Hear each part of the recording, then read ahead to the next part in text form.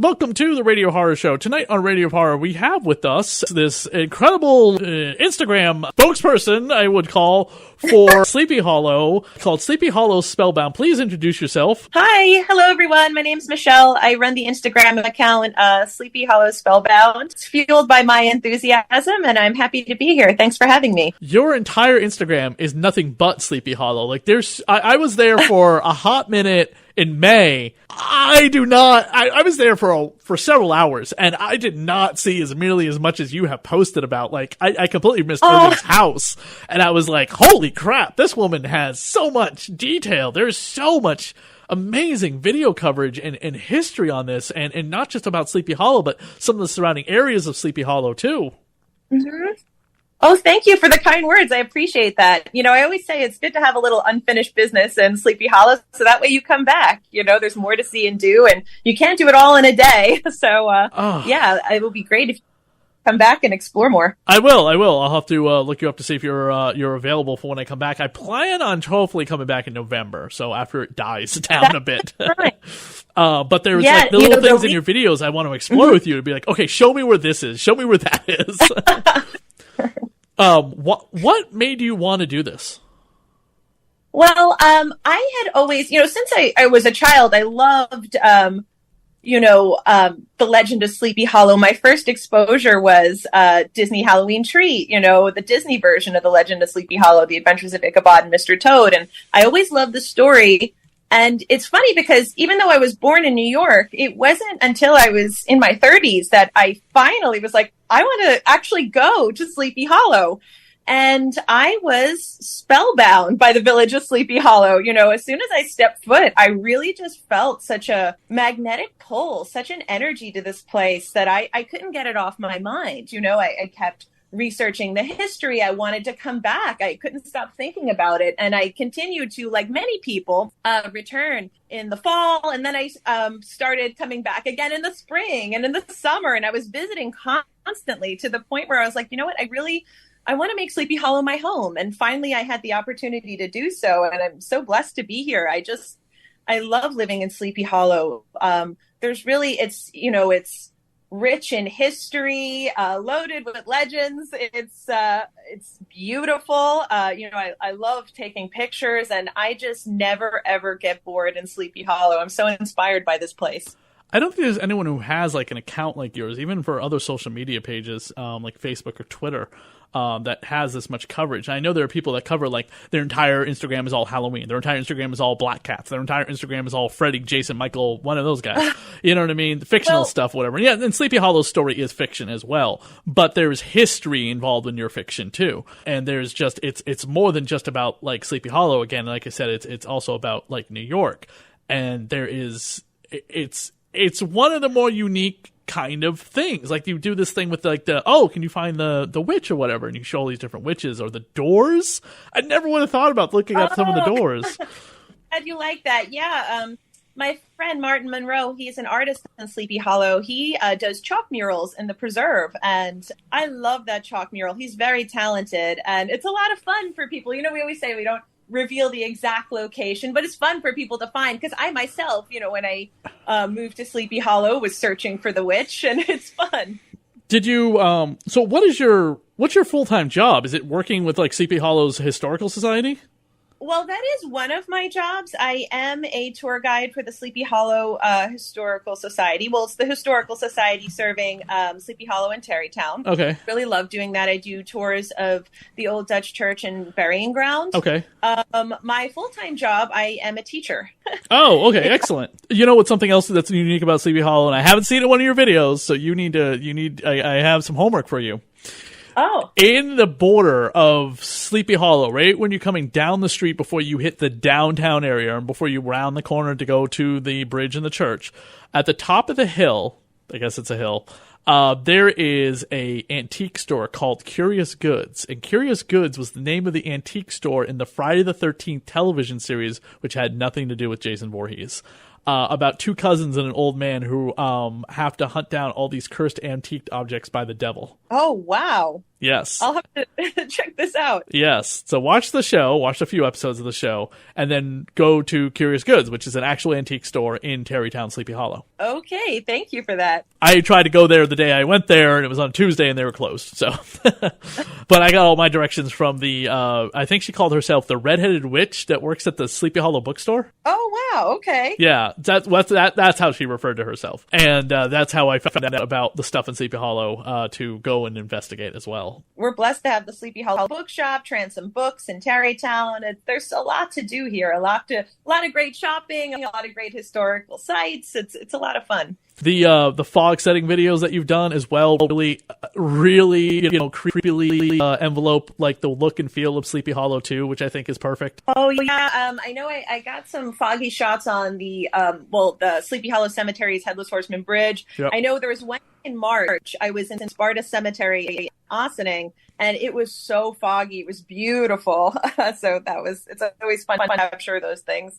I like to capture Sleepy Hollow and the Sleepy Hollow area during all 4 seasons. It's really fun to maybe go to one specific spot and photograph it all 4 seasons and see the way that the landscape changes as the seasons change. You also list a book of Dracula on your page, which is I think one of the first things I saw and I commented on, with the artwork by Greg Hildebrandt. And that copy of Dracula I have and I bought because it's the copy of Dracula that's used in the movie Fright Night Part 2. Oh, wow. That book, oh my goodness. So there was an exhibit about Gothic literature at Rye Art Center. And it was just, oh my God, that his artwork was so gorgeous. And it was being sold too. I couldn't afford it. I wish I could have. But my friend was like, he has books with all those beautiful images in there. He illustrated it. And I found them. And I was so glad at a thrift store. A thrift bookstore, had it available. I have an Edgar Allan Poe one, and I have the Dracula one, and I just think his artwork is so beautiful. It is. It's incredible. His comic book artwork is fantastic. He also has a book of mature ladies, let's just call it, as well. So he can draw a comic book female or a fantasy female like let's think of one you might know. Frank Frazetta. Mm-hmm. Yes. Oh yeah. Yes. So. Very much so. Just this beautiful, incredible artwork. Vampire stuff has just always drawn me in, just being like, oh my God, look at this. And I have that same copy of Legend of the Sleepy Hollow as well, the blue copy with the horseman's head or the pumpkin being held up in the moonlight. In the story itself, he did have a pumpkin, right? That wasn't just the Disney cartoon? Uh-huh. Okay. Well, the pumpkin, there's they think it's like his brains. It's actually like a smashed pumpkin. Yeah. Right. Okay. Because we're developing a short Sleepy Hollow film called The Legend of Sleepy Hollow. It's a slash of it's a bit of a documentary, and then it's also a bit of a short story of a girl walking home at night and hearing galloping footsteps behind her. And, a friend of mine is going to help me film it, and we're going to be working with a horseman to just kind of ride up and down the road just to get the look of the horseman riding. Exactly. Yeah, along a road or bridge, and we'll just intercut it with her scenes walking across a bridge. You know what I mean? Mm-hmm. And her name's Mel Heflin, so she's really excited to do it. And I was looking through it or whatever. I was trying to read it recently, and I was just like, okay, there's a pumpkin in the real story, right? Because we got to do the thing with the pumpkin, for God's sakes. If I put this in there, someone's going to be like, that's not in the real story. That's only in the Disney version. Well, one thing in the Disney version, they have a covered bridge, and the bridge that Irving knew was not a covered bridge. Correct. It was open. Yeah. She said to me, "Oh, you know what you should do? There was an episode of The Real Ghostbusters where the Headless Horseman was now like a headless motorcycle rider. What if you rode it on your motorcycle after me?" And I was just like, "How would I do that without my head?" Yeah, definitely. Right, and he's got like a flaming motorcycle helmet. You know what I mean? In this episode of The Real Ghostbusters, and the girl who's calling the Ghostbusters help or whatever is like, she is the great granddaughter of Ichabod Crane. Oh. Did you ever thought about and I know most of this was shot like on a Hollywood soundstage. Did you ever think about like doing a compare and contrast between like the Tim Burton film and the real life Sleepy Hollow, even though again, a lot of that was shot on the soundstage? it might be a good idea. Well, to compare the stories, sometimes a lot of people, they love that movie, of course, and it's a really creative adaptation, but it's very, very different from Irving's legend. So yeah, that would actually probably be something useful to do, to kind of compare and contrast how, for the people that haven't read The Legend of Sleepy Hollow, how Irving's legend, that he's written varies from that movie. What is your favorite part of both Sleepy Hollow and your Instagram page you want people to constantly check out? Well, my favorite part is Sleepy Hollow. Goodness gracious. There's so much I love. Which of my children do I love the most? Well, I love, Sleepy Hollow is just so beautiful. I love the sunsets. I love the landscape.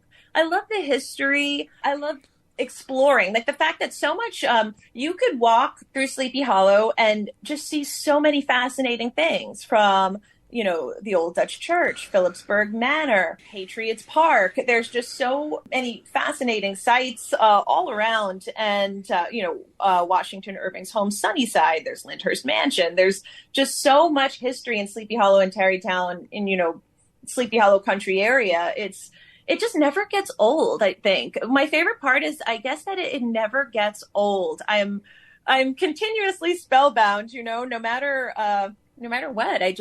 I could go to, and I have been to Washington Irving's home multiple times. It never gets old. Strolling the Sleepy Hollow Cemetery, I never get tired of it, ever. I just love it. I love being here so much, and there's so much to explore. And even visiting the same historic sites again, I always learn something new, see something new, a new question comes up. So I'd say it's probably my favorite part about Sleepy Hollow is that it never gets old. It's always exciting. It's always fun and amazing. And, I think that would be it. You definitely seem like you have lived your dream. It's, doing something like this is something I always thought about doing. I have a son now, but he'll be 18 very, very soon. He'll be 17 in a couple weeks, so a year to go, and I'm not as worried about him as much, you know what I mean? Even now, not as much as I would if he was 10, but you get what I'm saying. Kind of want to wait till he's 18 and then, kind of go, okay, the kid is taken care of. Maybe it's time I move. You know what I mean? Oh, yes. No, I always, so many people will message me I'd love to come to Sleepy Hollow. And, I think if all you need is the want, the desire in your heart, you can make it. And I'm so glad I was able to do this for myself, because it's, something that, I think a lot of people really do feel like a magnetic pull to Sleepy Hollow. It really does have such a powerful energy, and and maybe a legend, and and maybe not necessarily just Sleepy Hollow, but if you feel like there's a town you want to move to that you might have a lover connection to, like up here, let's say Salem, Massachusetts, which is a city and much bigger than Sleepy Hollow. I mean, it's a more widespread area. And there's a lot more chaos, I think, in Salem, Massachusetts, than Sleepy Hollow. My friend lives in Salem, and the pictures I see from her, oh my gosh, you could barely move. Right. But but if there's a small town you want to move to that you have a connection to, go there, do it. It doesn't have to be Sleepy Hollow. I mean, it's beautiful, and God, you make it look photogenic in all of your photos. Do you use any kind of specific camera, or is it just your camera phone? Well, I also wanted to say, yes, everyone deserves to love where they live. And as far as the camera, I use my iPhone, believe it or not. I would love to have, a more fancy camera, but no, I just use my iPhone. It looks great. It's a matter of having to make sure you have a really nice clear shot. Just some of they look like. There's one. I got to click on it and open it, so hopefully nothing plays. It's called Double the Fun. It's Double the Fun over is it the Double Arch Bridge? Yes! Oh my God! That's like something like an Etcher painting or something. Like, Jesus Christ, that's so incredible. That's another thing, never gets old. I could stroll, it's called Sing Sing Kill Greenway, where the Double Arch Bridge is, and it never gets old. And now all the leaves are changing, and it's just stunning. Yeah, and here in New England as well, too. I was just driving by a cemetery, and a lot of the houses around the cemetery are all colonial, even though the rest of the city, rest of the town is normalized. But I noticed that. I was like, wait a minute, that barn, Oh wow, that barn is really old. And then that house, oh look at that. The plaque says that house was born in 1752, and that house was born in 1759.